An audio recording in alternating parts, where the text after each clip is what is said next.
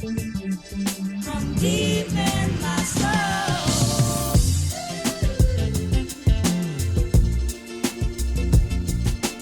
Good morning, Monday morning, bright and early, after a workout. Heading now to Tel Aviv to meet an individual that I connected with on Twitter who works at Cisco. My understanding is that we're meeting with the local team as well. No idea of the context, but it should be interesting and geeky. Heading after that to a company I've been following for several years now, a very well-funded company in the HR space called Woo, WOO.io. Very, very interesting company to say the least. Several other meetings after that. All in all, it's going to be a fantastic day in Tel Aviv. Here we go. I made it to Tel Aviv bright and early, and I would say I have achieved the impossible. I found parking on Rothschild Boulevard. That does not happen. Literally like 20 steps from the hotel where I'm having my first meeting. That is a huge win.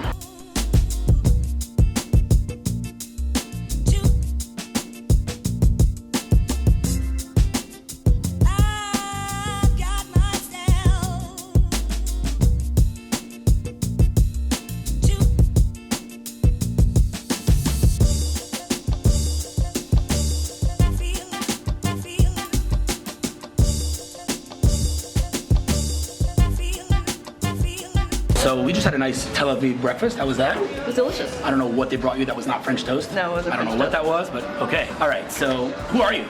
My name is Giselle Omar. I am with Cisco Investments. I've been here for the past 4 or 5 days. Yeah. We connected on Twitter. Yeah. You know, I have to say, Twitter is, to me, the ultimate example of how the markets, the financial markets, are irrelevant. Let me explain what I mean. I don't know about you, but I live on Twitter. Like, Twitter is, for me, the most significant platform on the internet, and yet, look at their stock. It's, like, embarrassing, right? To me, and by the way, we can argue whether Twitter, monetized properly, whether they, it's a discussion. The reality is it's a very significant platform. Not to mention the president, of the United States is all over that. It's a topic for another time, but it's too early in the morning for that stuff. But point is, it's a significant platform, and yet the markets hate Twitter.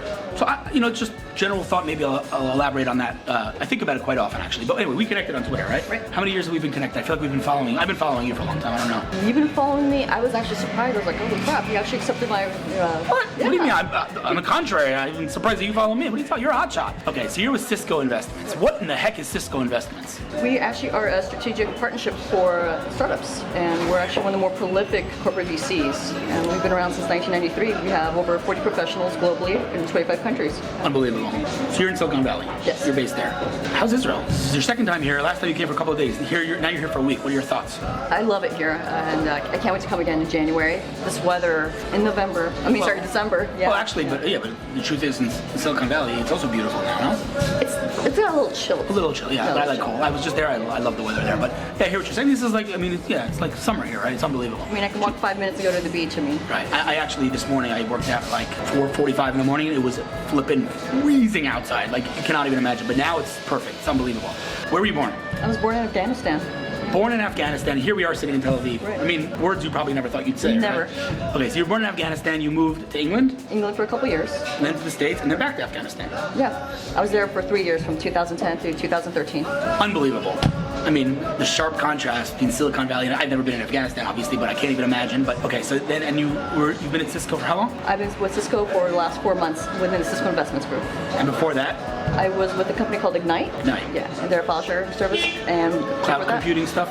It's they compete with Dropbox and Box. Right. So, yeah. Okay, very cool. Cloud storage, not cloud computing. Okay, very, very cool.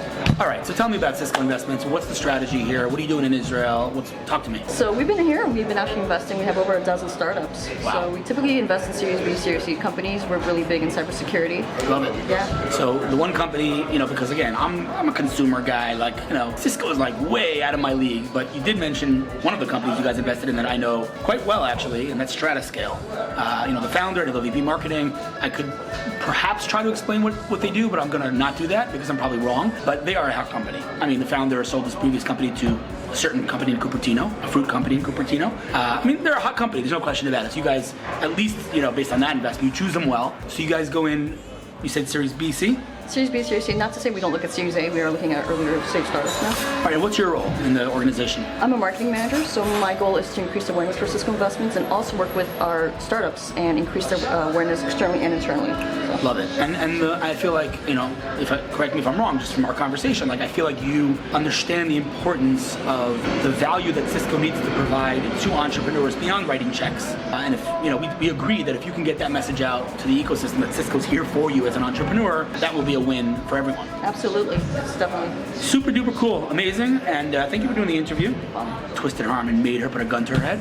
But no, listen, like I said, if I could help you guys in any way, it's a win-win because I want to help, Israeli entrepreneurs in the ecosystem work with companies like Cisco and, scale globally. And if you, and what you guys want to do is increase awareness and increase, deal flow. So it is a win-win. So we have to figure out how I can help you in any way. But as far as I'm concerned, like I said, this is a kickoff meeting. No matter what, we'll do great stuff together. I agree. Love it. Thank you for breakfast. Thank you for the interview. Maybe I'll turn the camera back on when Efrat comes. Yeah. Cool. Thanks.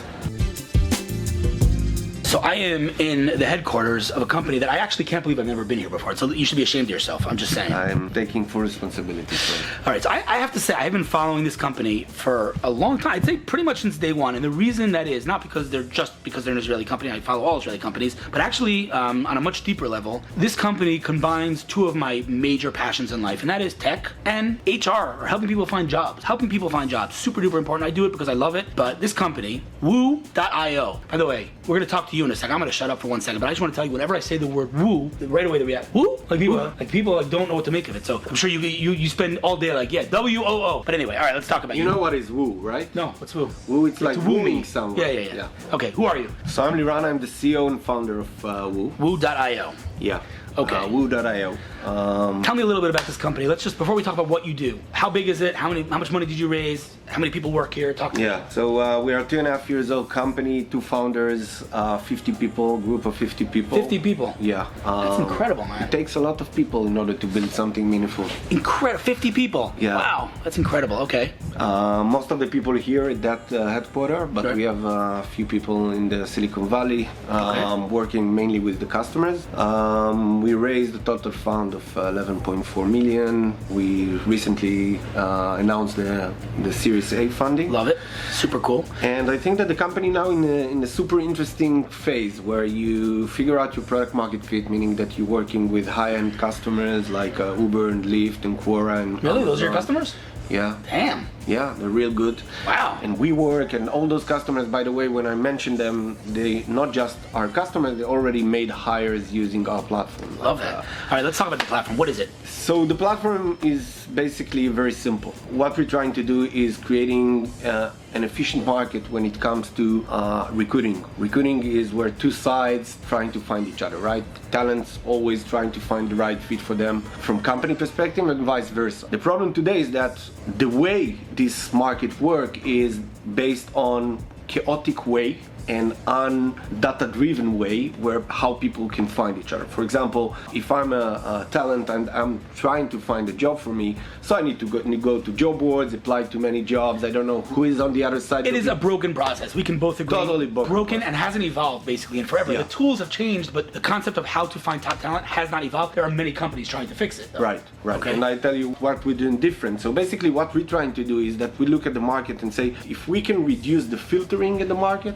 like the fact that everyone filter each other, right. We can create a very efficient market. Our vision is one match should lead to one hire. Okay. Imagine that you go to Tinder and the first photo that you're gonna see is your wife, right? So that's where we're going. And the way we're doing it is basically the principle of what we're building is that we want to create a marketplace where both sides coming in. So we represent both sides, not just one side of the equation. Right. And then what we said is that if we can take both sides and take them from being proactive and make them to be passive and take full responsibility about who is the right fit to the other side, we can create a very efficient place. Imagine a place where both sides get in and instead of go and search and apply and approach or whatever, they just say to the machine, okay, this is what I'm looking for. and the machine basically bring them the right thing they're looking So for. it's push as opposed to pull. Exactly. So if Love you're it. a candidate, we're your agent. So you say, okay, this is the opportunity I'm looking for, and we make sure to bring you only that kind of opportunity. So if you said, I want to relocate to Boston, earn 160K and work as a CDO, this is exactly what we're going to bring you. So I define the filters. Exactly, and once you see the opportunity, if you said yes, this opportunity is interesting for me, so we go and represent you in front of the company, making sure they review your full profile and eventually Love it. getting back to you. Now, from the company side, Yeah. we're doing the same. We are the only company, and this is what we learned last week. We are the only company that basically created the ultimate experience of recruiting, which is an headhunter. We believe that sourcing is done. Like companies don't need to go proactively out You're a there. headhunter, I'm sorry. Yeah, I don't think, by the way, just kidding. sourcers will not, it will change their job, but sourcing, the way companies proactively go out there and try to chase after candidates, robot will change it. And this is exactly what we built. We built Helena, which is the world first virtual headhunter. Love it. And basically what you need to do today in order to recruit, you need to just go to Woo and say to Helena, okay, this is the type of candidates that I'm looking for. And from that point, Helena is doing everything, meaning scouting, searching, approaching the right candidate, Really? selling them the opportunity. Wow. And only candidate that says yes Wow. will move forward to you. Now, let me share with you the last thing that we're really proud of. So remember, we said one match lead to one hire. So we want to reduce the filtering in that space. So today, 1 out of 2 candidates Yeah. that Elena is bringing you will turn into interviews. So we have more than 55% conversion from candidate that is being hunted by our headhunter Wow. to those that moving up to the process. And if you want to compare it, in job boards, for example, only 3% will move forward. Like you're gonna filter 97% of your CVs of the applicants that coming through job boards. Unbelievable. And if we take recruiting agencies, it's around 70%. We leverage the market in 200% efficiency Wow. at that point. So, what? I mean, not that this is so important. I'm just curious. What kind of technology here is built into Woo? Yeah, so that's our core team basically. The Helena is the backbone of the marketplace. This is the headhunter. It's a two-side headhunter. Now, what amazing about Helena is that everyone using the word AI, right? Buzzword, yeah. So I'm gonna say yes, we're using AI. I'm not ashamed of it, but I can tell you the power of that AI, and this I think the most amazing thing we discovered. So we built Helena in a way that we set up a team of recruiters, top recruiters coming from Facebook, Google, and all top companies, and in parallel we set up a team of machine learning data scientists that start to build Elena based on the way the recruiters work and think. But in some point of time, Elena become its own entity using machine learning. And what we figure out that once we place this robot to work straight with the companies, we find out that, machine learning has the ability to give companies candidates they never think about.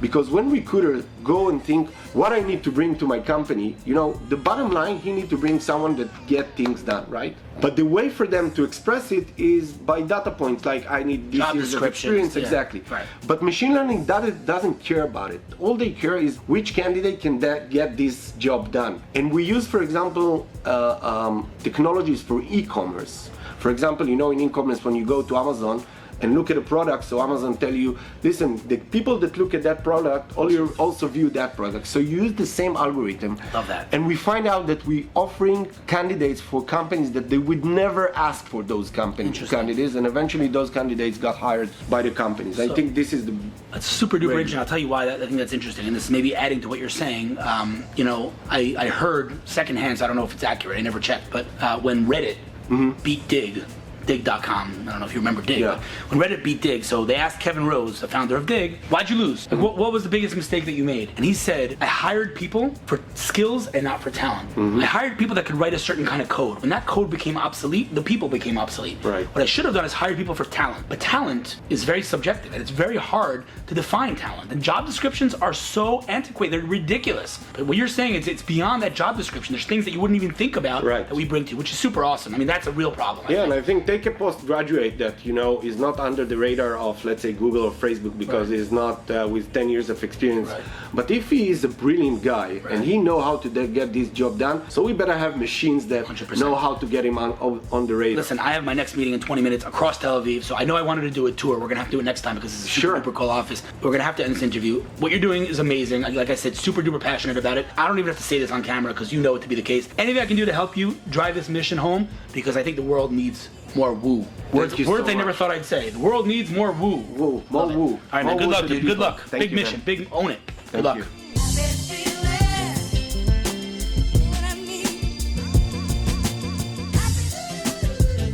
It was a pretty solid day. A couple of more meetings with some old friends that weren't so happy getting on camera.